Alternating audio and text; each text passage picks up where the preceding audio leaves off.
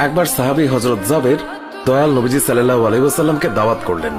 নবীজি সাহাবীর দাওয়াত কবুল করলেন। হযরত জাবের খুশিতে আত্মহারা হয়ে বাড়িতে চলে গেলেন।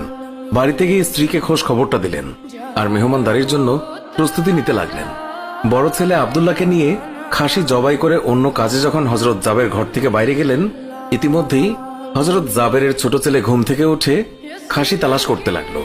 বড় ভাই তাকে জানায় খাসিটিকে জবাই করা হয়েছে।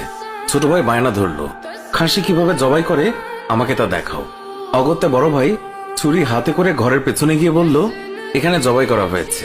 ছোট ভাই জানতে চাইল কিভাবে। বর্ণনা করে বোঝাতে না পেরে অবশেষে বড় ভাই বলল, তাহলে তুমি মাটিতে শুয়ে পড়ো, আমি তোমাকে দেখাই। ছোট ভাই মাটিতে শোয়ার পর বড় ভাই তার গলায় ছুরি চালিয়ে জবাই করার নমুনা দেখাতে গিয়ে ছোট ভাইকে সত্যি সত্যি জবাই করে ফেলল। বড় ভাই যখন দেখলো ছোট ভাইয়ের গলা থেকে রক্ত গড়িয়ে পড়ছে, সে ছটফট করতে করতে একসময় নিস্তেজ হয়ে গেছে।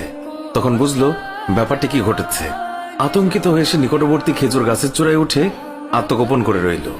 এদিকে হযরত জাবের পুত্রদের খোঁজে বাড়ির পেছনে এসে ছোট ছেলের অবস্থা দেখে থমকে গেলেন। অতঃপর তাকে বুকে করে স্ত্রীর কাছে গিয়ে বললেন, তাড়াতাড়ি একটি কম্বল নিয়ে এসো, বাচ্চাটিকে শুইয়ে দিই। স্ত্রী রক্তমাখা সন্তানের লাশ দেখে চিৎকার করে কাঁদতে লাগলেন। কিন্তু স্বামী হযরত জাবের তাকে সান্ত্বনা দিয়ে বললেন, আজ আমাদের শোক প্রকাশ করার দিন নয়, আজ দুঃখ দেখলে নবীজিও দুঃখিত হবেন। অতএব ধৈর্য ধারণ করো, কষ্ট করে হলেও মুখে হাসি ফুটিয়ে তোলো।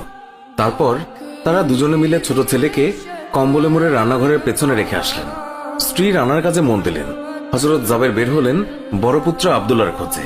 বাড়ির পেছনে গিয়ে ছেলের নাম ধরে জোরে ডাক দিলেন। গাছের উপর আত্মগোপন করে বড় ছেলে সব ঘটনা প্রত্যক্ষ করছিল আর ভয়ে কাঁপছিল। পিতার ডাক শুনে ভাবল, এখন পালাতে না পারলে আব্বার হাতে ধরা পড়তে হবে। ধরা পড়লে আর রক্ষা থাকবে না।